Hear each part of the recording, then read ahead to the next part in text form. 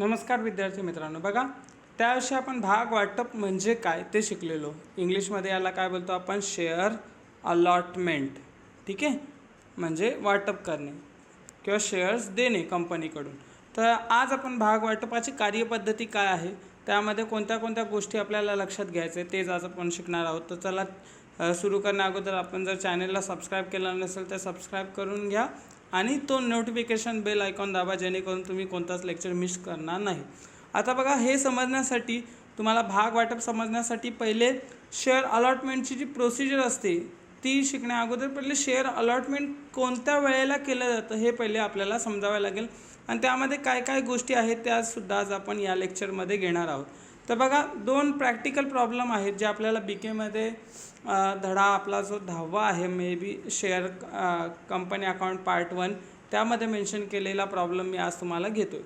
तर practical problem आहे, Vijay limited was registered with an associate capital of 50 lakh rupees. बरोबर, तर ऑथराईज कॅपिटल काय होतं त्याचा 15 लाख रुपये होता. Divided into 1,50,000 10 rupees each share, म्हणजे 15 लाख रुपये कशा पद्धतीने कंपनी गोळा करणार आहे, त्याचे 1.5 लाख शेअर्स विकणार आहे, प्रत्येकाची किंमत 10 रुपये आहे. Company issue the 1 lakh share. बघा लक्षात घ्या, कंपनी 1.5 लाख शेअर्स विकू शकते, पण विकले किती तिने, फक्त 1 lakh.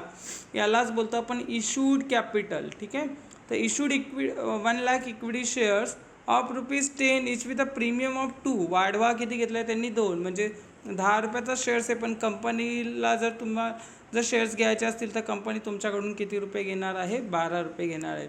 The company has been received application of 80,000. किती शेअर्स मिळाले, 80,000, म्हणजे विकायला घेतले किती, 1 लाख, पण सबस्क्राईब किती केले लोकांनी, 80,000. याला बोलतो आपण सबस्क्राईब कॅपिटल. ठीक आहे, आता 80,000 शेअर्स आपले काय झाले, विकले गेले आणि तेच अलॉट केले गेले. आता साहजिकच कंपनीला 1 लाख शेअर्सच्या ऐवजी 80,000, म्हणजे 1 लाखातून आपण 80,000 देऊ शकतो ना, त्यामुळं सहजरित्या प्रत्येक व्यक्तीला शेअर्स देण्यात आले. आता याला बोलतो आपण भागांना कमी मागणी आल्याची स्थिती. म्हणजे का, तर 1 लाख शेअर्सच्या ऐवजी आता किती गेले, फक्त 80,000 शेअर्स विकत गेले. आता बघा, company received the application of 3 rupees, म्हणजे जर तुम्हाला अर्ज करायचा आहे तर किती रुपये करायला लागतील, ज्याला 100 शेअर्स पाहिजेत तर त्यावेळेला त्याला 3 रुपये भरावे लागतील. तर ओव्हरऑल तो किती भरेल, 300 रुपये भरेल. तर ॲप्लिकेशन मनी होती 3 रुपये, अलॉटमेंट मनी होती 4 रुपये, आणि त्याच्यानंतर जो फर्स्ट कॉल आहे याला बोलतो मागणी. ठीक आहे, तर ती 3 रुपये होती, आणि त्याच्यानंतर director not made final call, अजून फायनल कॉल मागवला नाही, पण फायनल कॉल किती रुपयाचा असणार आहे, 2 रुपयाचा असणार आहे. ठीक आहे, पुढे या प्रॉब्लेममध्ये अजून एक मेन्शन केले, पण ती आपल्याला गोष्ट इम्पॉर्टंट नाही आहे, त्यामुळे मी तुम्हाला सांगत नाही. पुढे, Deepak manufacturing company issued a prospectus. बघा, प्रॉस्पेक्टस म्हणजे काय, याला मराठीतून काय बोलतो आपण, सांगा बघू, कमेंटमध्ये लिहा. मराठीतून प्रॉस्पेक्टसला काय बोलतो, लिहिला, चला लिहिला नसेल तर याला मराठीतून बोलतो आपण माहिती पत्रक. लक्षात घ्या, काय बोलतो याला आपण, माहिती पत्रक.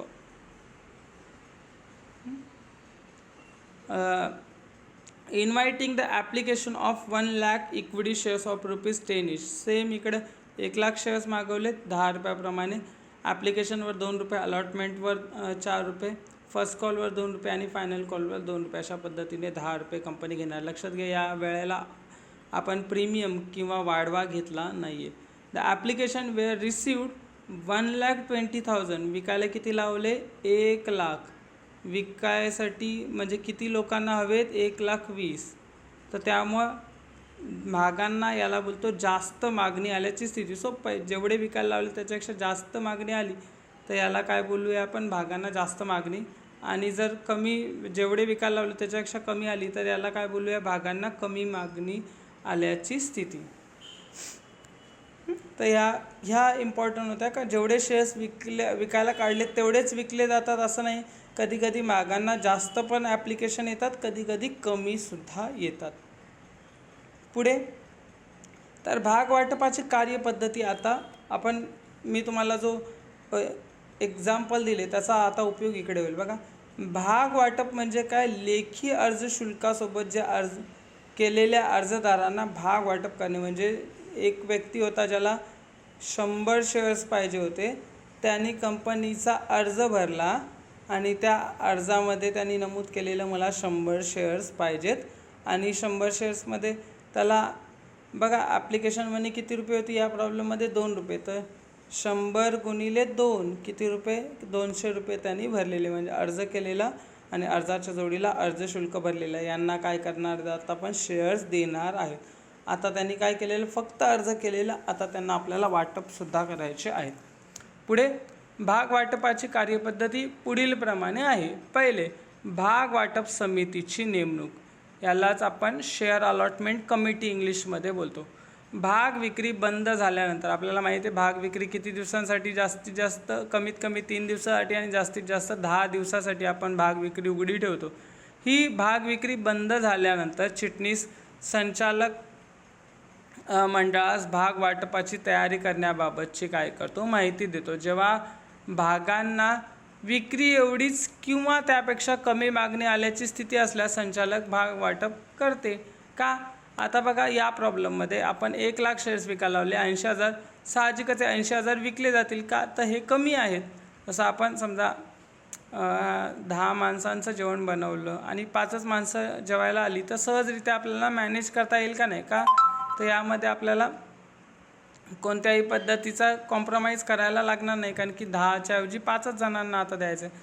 पण असा सेम प्रॉब्लेम जर असा आला का 10 माणसांचा स्वयंपाक बनवला आणि 12 माणसं आली, तर साहजिकच आहे 2 माणसांना एकतर आपल्याला जेवण द्यावं लागणार नाही किंवा एक अशा या 10 माणसांचं जेवण 12 माणसांमध्ये डिस्ट्रीब्यूट करायला लागेल. तर ही गोष्ट आहे भागांना जास्त मागणी. आता कमी मागणी आल्याची किंवा जितकी हवी तेवढीच, जितकी हवी तितकीच, म्हणजे 1,00,000 शेअर्स विकायला लावलेत, 1,00,000 मागणी आली तर याला काय बोलूया, भागांना इतकीच मागणी आली आणि कमी मागणी आली तेव्हा संचालक वाटप करतात. पण जेव्हा भागांना जास्त मागणी आल्याची स्थिती असते अशा वेळेला वेट अ मिनिट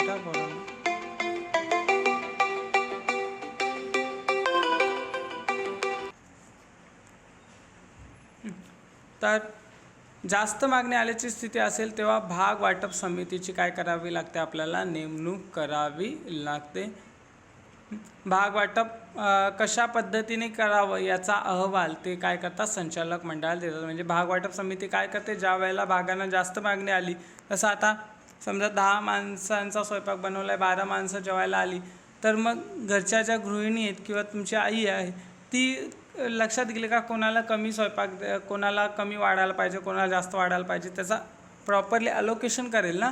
सेम भाग वाटप समिती पण तेच करते का आता ही जे भागांना जास्त मागणी आल्याची स्थिती झाली तर मग काय करायचं, सगळ्यांना भाग द्यायचे का काही जणांना ज्यांनी उशिरा अर्ज केला आहे त्यांना भाग द्यायचे नाही. सेम आहे तसं कॉलेजचं ॲडमिशन आहे, 100 सीट जागा आहेत, 120 जणांनी अर्ज केला तर मग काय करावं लागतं, या 20 जणांना आपण सीट अलॉट करू शकत नाही. तर सेम तशा पद्धतीने शेअर्सच्या बाबतीत पण होत असतं. ठीक आहे, तर भाग वाटपाचा प्रमाण निश्चित करून संचालक मंडळाची सभा बोलवणे हे चिटणीसाचं काय आहे, पुढचं कार्य आहे. तर पुढे काय झालं बघा, संचालक मंडळ हे भाग वाटप समितीने सुचवलेल्या सूचनेद्वारे काय करतात, भाग वाटपाला काय करतात, मंजुरी देतात. म्हणजे त्यांनी जे काय सुचवले त्या पद्धतीने आता काय करणार आहे, भागांची वाटप होणार आहे. जेव्हा वाटप समिती भाग वाटपाचं सूत्र निश्चित करते, आता हे सूत्र कशा पद्धतीने होतं ते मागच्या पुस्तकामध्ये मेन्शन केलेलं, आता मेन्शन केलेलं नाही, त्यामुळे आपल्याला त्याची एवढी इम्पॉर्टन्स आहे नाही. ठीक आहे, पुढे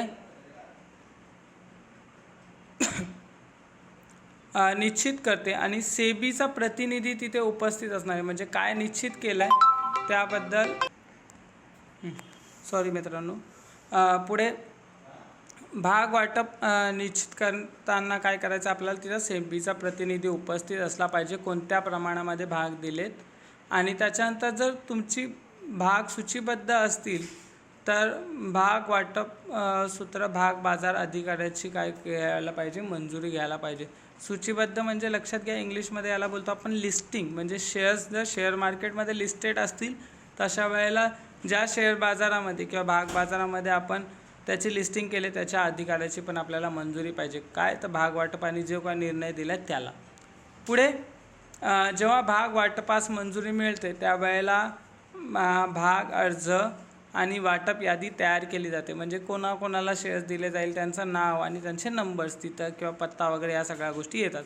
या यादीमध्ये भाग वाटपाचे नाव नमूद असते, म्हणजेच अर्जदार जो ज्यांनी शेअर्ससाठी अर्ज केले त्याचा अर्ज असेल आणि भाग वाटप केले जाणार आहे त्यांची.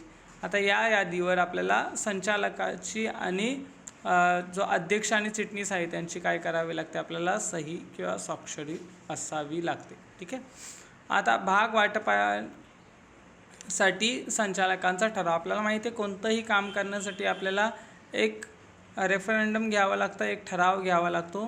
तर तोच ठराव इकडे सुद्धा आपल्याला भाग वाटप साठी काय करतात, संचालक एक विशेष ठराव संमत करतात. भाग वाटपासाठी संचालक मंडळ सभेत ठराव संमत केला जातो आणि या ठरावामध्ये चिटणीस भाग वाटप किंवा दिलगिरी पत्र अधिकृत करतो. म्हणजे कोणाला शेअर्स, ज्याला शेअर्स मिळणार त्याला पाठवायचं आपल्याला भाग वाटप पत्र, ज्याला शेअर्स दिले जाणार नाही त्याला पाठवायचं काय, दिलगिरी पत्र, की आम्हाला खेद आहे की तुम्हाला यावेळेला शेअर्स मिळाले नाही. आणि ज्यांना शेअर्स देणार त्यांना काय पाठवायचं आपल्याला, भाग वाटप पत्र. चिटणीस सर्व भाग वाटपदारांना, म्हणजे ज्याला अर्ज, ज्याचं नाव आलं आहे भाग वाटपामध्ये त्याला त्याचा अर्ज आणि भाग वाटप यादीमध्ये त्याला काय पाठवतो, भाग वाटप पत्र पाठवतो. म्हणजे ज्याला भाग वाटप केलं अशा अर्जदाराला काय पाठवलं जाईल, भाग वाटप पत्र पाठवलं जाईल. आणि ज्यांचे नाव भाग वाटप यादीत नाही आहेत त्यांना काय पाठवलं जाईल, दिलगिरी पत्र पाठवलं जाईल. पुढे भाग वाटप विवरणपत्र दाखल करणे. काय करेल आता चिटणीस जे काय कोणाकोणाला भाग दिले त्याची माहिती नोंदणी अधिकाऱ्याकडे देतो. किती दिवसाच्या आत, 30 दिवसाच्या आत. त्या काय असतं त्या विवरणपत्रामध्ये, त्या लेटरमध्ये काय काय असणारे, नाव असणारे, त्या भागधारकाचा पत्ता असणारे, किती भाग वाटप केले त्याची माहिती, किती पैसे मिळालेत, किती पैसे अजून येणे बाकी आहेत. जसा इथे बघा या प्रॉब्लेममध्ये आहे, अलॉटमेंटच्या नंतर 10 रुपयाचा शेअर्स होता, त्याच्यात आता अलॉटमेंटपर्यंत किती पैसे आलेत, 2 आणि 4 6 रुपये आलेत. अजून बाकी किती राहिलेत, 4 रुपये, कारण की पुढे आपल्याला फर्स्ट कॉल आणि फायनल कॉलचे अजून पैसे मागवले नाही.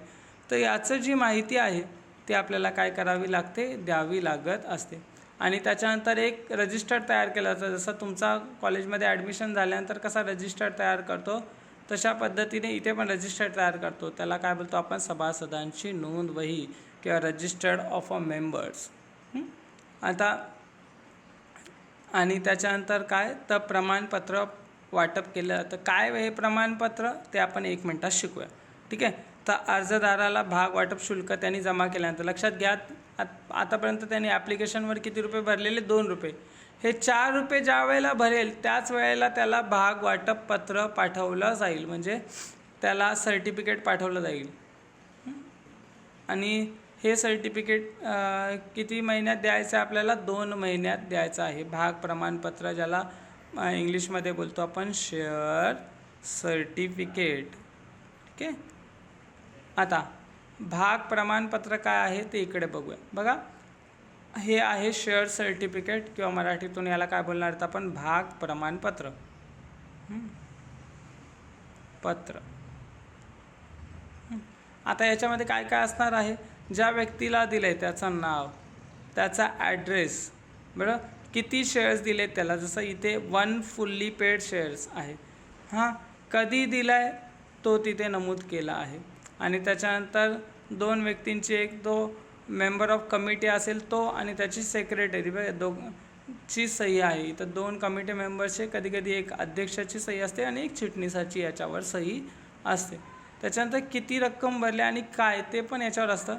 त्याच्यानंतर आणखीन एक असतो आपल्याला एक सर्टिफिकेट नंबर आणि शेअर्सची संख्यासुद्धा याच्यावर काय असते तर नमूद केलेली असते. आता बघूया काय आहे भाग प्रमाणपत्र, ते एकदम अजून डीपली समजून घेऊया.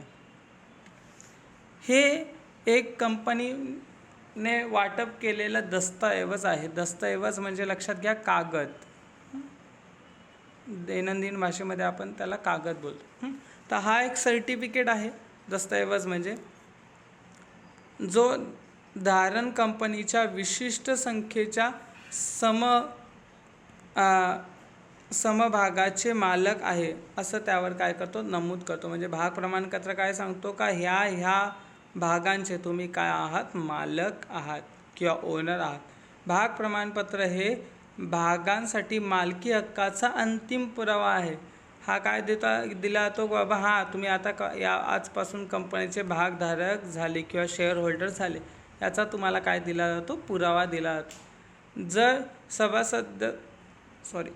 सभासदत्वाबाबत काही वाद उद्भवला तर अशा वेळेला सभासद नोंदवहीमध्ये नोंदीपेक्षा भाग प्रमाणपत्र पुरावा ग्राह्य धरला जातो. म्हणजे तिकडे नाव वेगळं आहे, सर्टिफिकेटवर नाव वेगळं आहे, तर सर्टिफिकेटवर जे नाव आहे ते जास्त इम्पॉर्टंट आहे ना की नोंदणी वहीमधलं नाव इम्पॉर्टंट आहे. तर त्यामुळे अंतिम पुरावा हा मानला जातो.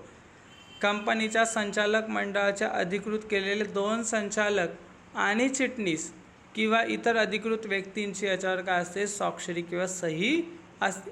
त्याच्यानंतर कंपनीचा शिक्का यावर असतो. जसं आता इथे यावर नमूद केलेलं दाखवत नाही, पण आणखीन एक शिक्का याच्यावर असतो.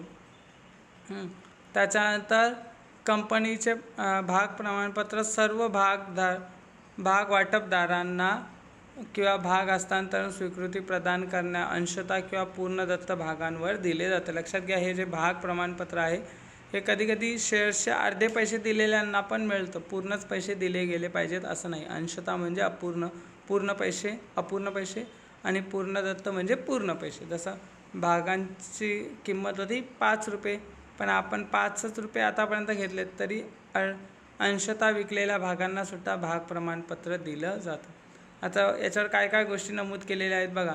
पहिले, कंपनीचं नाव, CIN नंबर, नोंदणीकृत कार्यालयाचा पत्ता कुठे कुठे आहे ते, जसं इथे दिलं आहे बघा, इथं कंपनीचं नाव. आता हे फार जुनं आहे, त्यामुळं सगळ्याच गोष्टी याच्यावर नमूद केलेल्या नाही आहेत.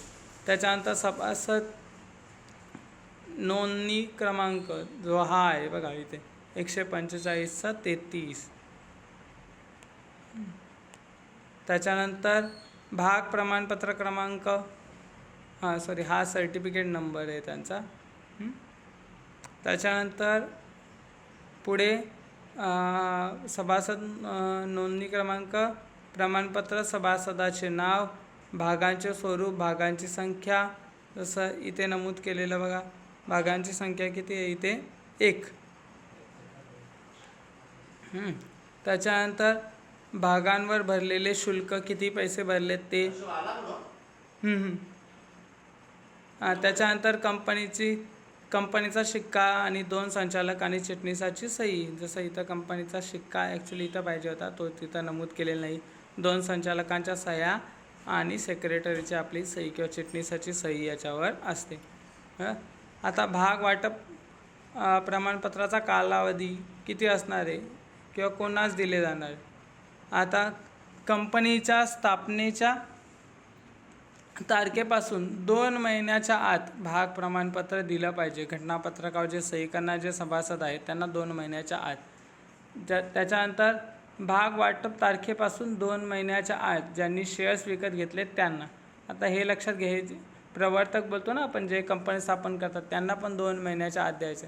त्याच्यानंतर हस्तांतरण प्राप्तीच्या 1 महिन्याच्या आत. म्हणजे हस्तांतरण म्हणजे काय, जसं आता A व्यक्तीकडे शेअर्स होते, त्यांनी B व्यक्तीला विकले, तर हे हस्तांतरण झालं. जसं जमीन आपण विकतो तशा पद्धतीने. तर मग या B व्यक्तीचं नावाचं जे प्रमाणपत्र आहे ते 1 महिन्याच्या आत मिळणं गरजेचं आहे. पुढे प्रमाणपत्रकाची नक्कल किंवा दुसरी प्रत, जर कधी इव्हन काय वेळेला सर्टिफिकेट आपलं हरवलं तर अशा वेळेला काय नियम असतील ते सुद्धा इथं दिले. मूळ प्रमाणपत्र खराब झाले असेल किंवा फाटले असेल तर ते कंपनीला परत केले असेल तर आपल्याला नवीन प्रमाणपत्र काय मिळू. मूळ प्रमाणपत्र हरवले असेल किंवा नष्ट झाले असेल असे भागधारकाने सिद्ध केले तर त्यावेळेला तुम्हाला काय, तर दुसरी प्रत किंवा त्याची डुप्लिकेट कॉपी मिळेल. तर या काही इम्पॉर्टंट गोष्टी होत्या आजच्या लेक्चर्ससाठी. तर हा लेक्चर कसा वाटला तो मला कमेंट बॉक्समध्ये सांगा. ठीक आहे. थँक्स फॉर वॉचिंग मित्रांनो.